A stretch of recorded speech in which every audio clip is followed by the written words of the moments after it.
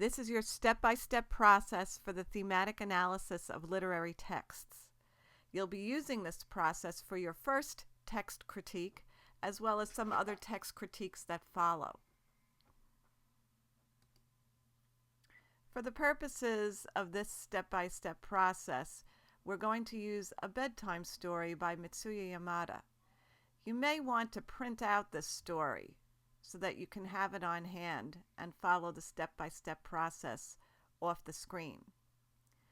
Step 1. Read the story.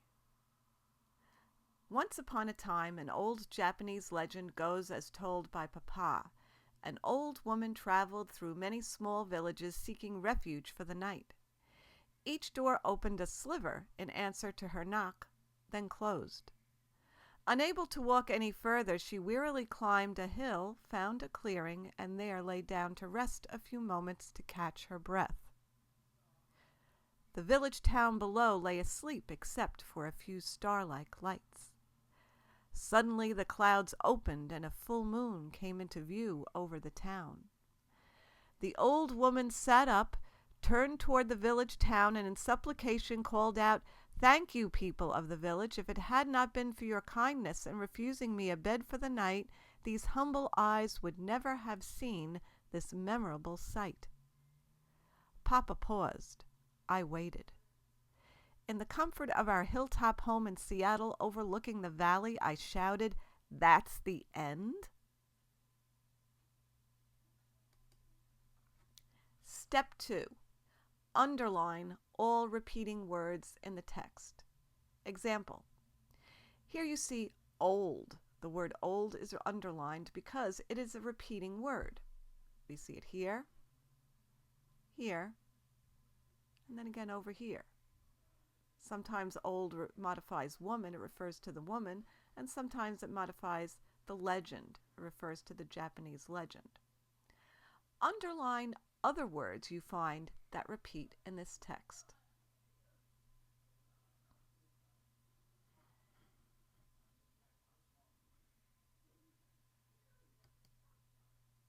Step 3. Make a list of all the repeating words you underlined. For example, here is a list of some repeating words in the text. Maybe you found more. Hill, village, open, town. The word doesn't have to repeat exactly. Maybe you found hill and then hilltop, or open and then opening. But as long as it's some permutation of the word, you can underline it.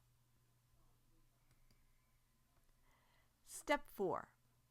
Now, underline any repeating concepts or ideas.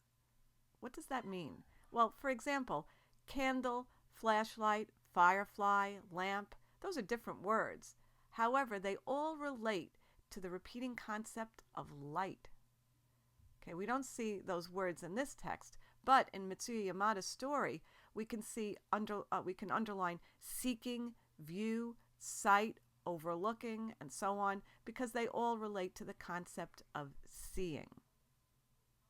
So now go to the story and underline repeated concepts or ideas. Maybe it's not exactly repeating words, but they're repeating the same idea. Then come back to this tutorial. Step 5. Make a list of repeating concepts. For example, here is a list of some repeating concepts in Yamada's story. Did you find others as well? Walk, climb, themes of movement, themes of speaking like told, called out, shouted, themes referring to night like bedtime, bed, night, moon, star-like. I think asleep is also in the story. A theme that refers to a community like town or village.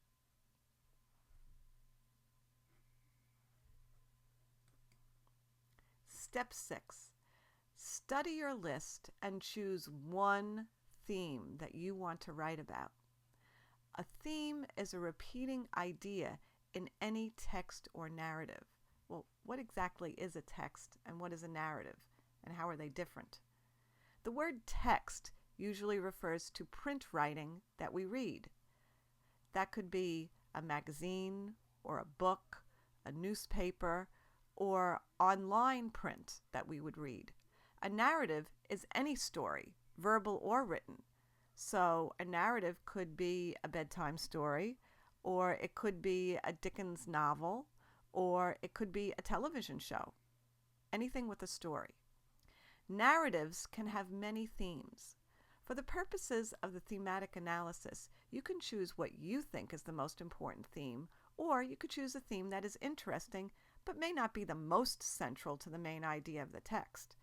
For example, bedtime story has many repeating ideas or themes. We could focus on seeing, shouting, old, hilltop, village, and so on. Any of those themes would be viable options for thematic critique. Step 7. Consider how the repetitions of your chosen theme relate to one another. Compare and contrast the repetitions. For example, let's go with the theme of seeing.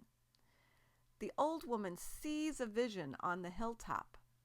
Papa wants the girl to see or understand the point of the bedtime story. So here we're working with two different meanings for the word see. See to look at something and see to understand.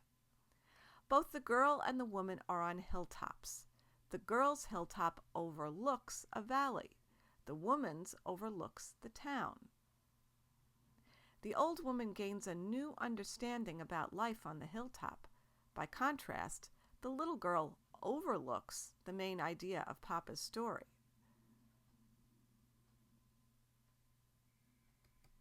Step 8. Address some how and why questions in relation to your theme. Here are just a few examples of why and how questions related to the theme of seeing. Why does the woman react the way she does to the vision on the hilltop? How is the vision of the hilltop different for the old woman and the little girl?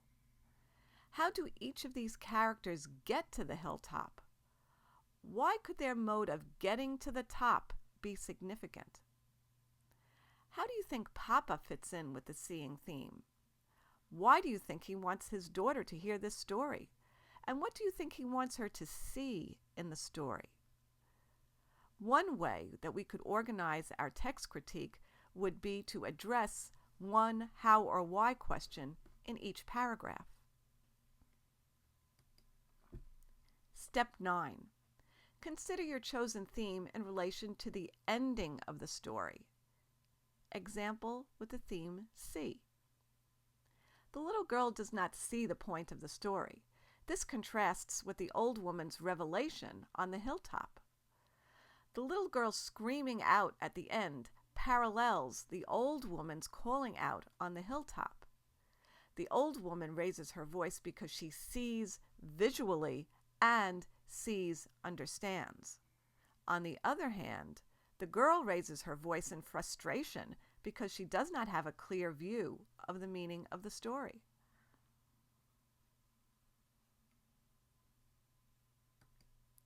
Step 10. What do you think is the overall point of the story? How does your chosen theme relate to that overall point? Let's stick with the example with the theme see. I think Papa tells the girl the story because it teaches a few points about life. First, life is sometimes an uphill battle, and the very best rewards in life are going to be earned and not handed out simply because you asked. When your plan does not work, you have to come up with a better plan. 3.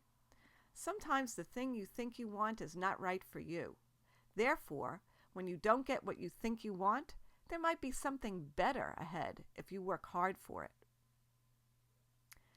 I think that the little girl does not get the point of the story because she does not have the life experience and wisdom of Papa and the old woman.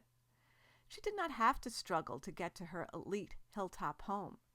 Perhaps Papa experienced that struggle, but she did not. Sitting in her hilltop home with her video games, computers, and other luxuries that were given to her, it would be hard for her to see that getting what you want in life can sometimes take hard work and ingenuity.